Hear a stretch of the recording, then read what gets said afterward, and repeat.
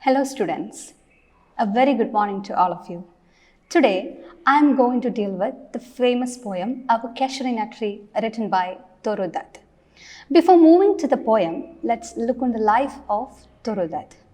Dutt was born on March 4th, 1856. Her father Govind Chandra Dutt, mother Kishramani Dutt. She had two siblings, Abju and Aru.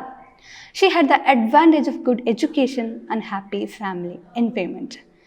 In 1862, when Aru was 6, the entire family embraced Christianity. In 1869, the Dutt family left for Europe, intending never to return. Toru and her elder sister Aru were sent to a French school at Nice. Abju, her brother, was died in 1865 when he was just 14. In 1873, the family returned to their native land, India. She was died of tuberculosis on 30 August 1877. Now, let's look into the poem. CASUARINA tree is a biographical poem written by Dutt. A strong emotional connection of Dutt with a CASUARINA tree, which is situated in front of her house, is actually explaining throughout the poem. And the main works of Dutt: A Sheaf Gleaned in French Fields, which is published in 1876, which was her first publication. The CASUARINA tree, the poem belongs to this particular publishing. And then Bianca, or the Spanish Maiden, published in 1878. Then Ancient Ballads and Legends of Hindustan, which is published in 1882, is also a famous work. And CASUARINA tree, Sita, Lotus are the famous poem which is prescribed for study in universities. And now let's move on to the poem. Like a huge python winding round and round, a rugged trunk indented deep with scars, up to its very summit near the stars, a creeper climbed, in whose embrace is bound. No her tree could leave, but gallantly the giant wears a scarf, and flowers are hung in crimson clusters. All the boughs among, whereon all day are gathered bird and bee. And oft at night the garden overflows with one sweet song that seems to have no close, sing darkling from our tree while men repose. Here, in the first stanza, the poet says the appearance of the CASUARINA tree in front of her home.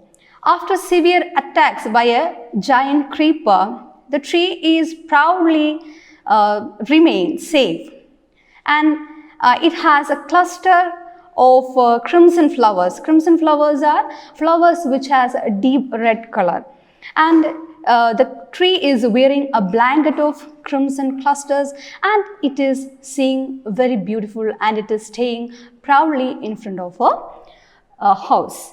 And there are so many birds and bees resting and living in the tree, and we can hear their sounds as a song when people or human beings are sleeping at night.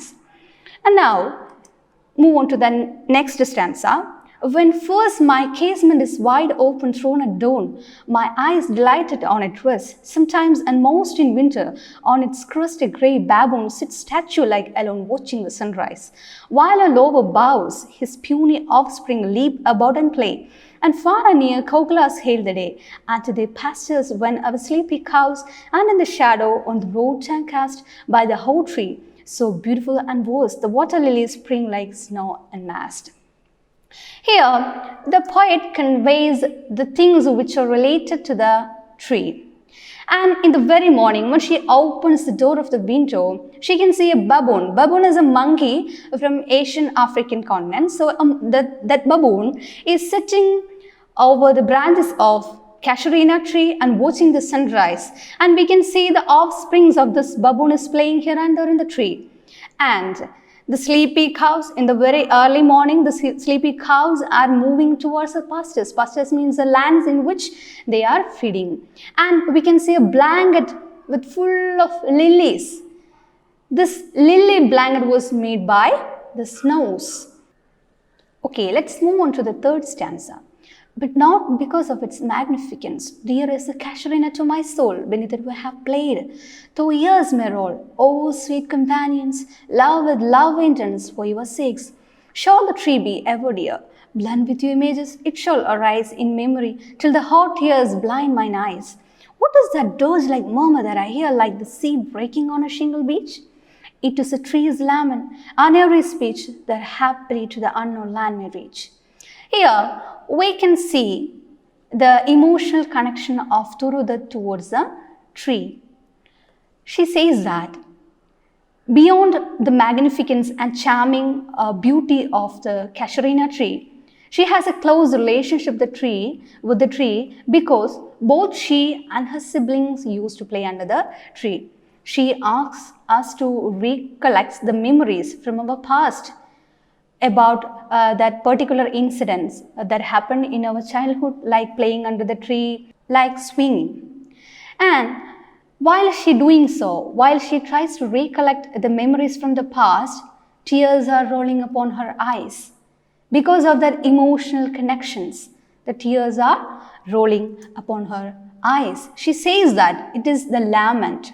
The lament is like the sea's lament, that is kisses the walls, or that is hitting the pebbles in the seashore. That is the sound of the lament. Now, let's move on to the fourth stanza. Unknown, yet well known to the eye of faith. Ah, I have heard that wail far, far away in distant land. By many a sheltered bay, when slumbered in his cave the water wraith, and the waves gently kiss the classic shore. O France, O Italy beneath the moon, when earth lay tranced in a dreamless swoon, and every time the music rose before mine inner vision rose a foam sebling thy form, O tree, as in my happy prime I saw thee in my own loved native clime. Here, the poet tries to convey that her longing for the persistence of the childhood memories, her joyous childhood memories. She says that she can hear the sound from a long distance, but that emotion that propagated by the sound of this wail is really connected with her mind. And she says that the water wraith is kissing the wall of Italy or France, which means while she is moving through the bank of seas in Italy or France, her mind is revolving around the tree, which is located in front of her house in her native land, India. Her emotional connection to the native land, and she needs the persistence of the trees in her place in which she is situated. And moving to the fifth stanza, last stanza. Therefore, I fain would consecrate a lay unto thy honor, the beloved of those who now in blessed sleep for I repose. Dearer than life to me, alas, where they may so be numbered when my days are done with a deathless tree like those in Borodale, under whose awful branches lingered pale, fear trembling hope, and death the skeleton, and time the shadow. And though weak the words that would thy beauty fain, O fain rehearse, may love defend from the oblivion's curse. Here we can see two phrases that Borodale. Borodale is a forest that is mentioned by Wordsworth in his famous poem Mikhail. What are the peculiarities of trees in Borodales are? They are immortal. So, Turudat put forth the idea of immortality and the importance of time. And she wants that tree and the memories connected with the tree as immortal. And here she says the oblivion's curse. As we aged, we got some forgetfulness about our memories, and but in case of Turudat want to persist the childhood memories always. That is oblivion's curse. She want a detachment from the oblivion's curse. So that is all about the poem. And we can conclude that this is the most beautiful poem of Turudat. and it is romantic in tone and transcendentalist and more emotional, and it uses imaginary and memory. And beyond a mere emotional connection, she tries to explain the idea of importance of memory, time and eternity. So that's all about today's video. I hope you understand well. Thank you.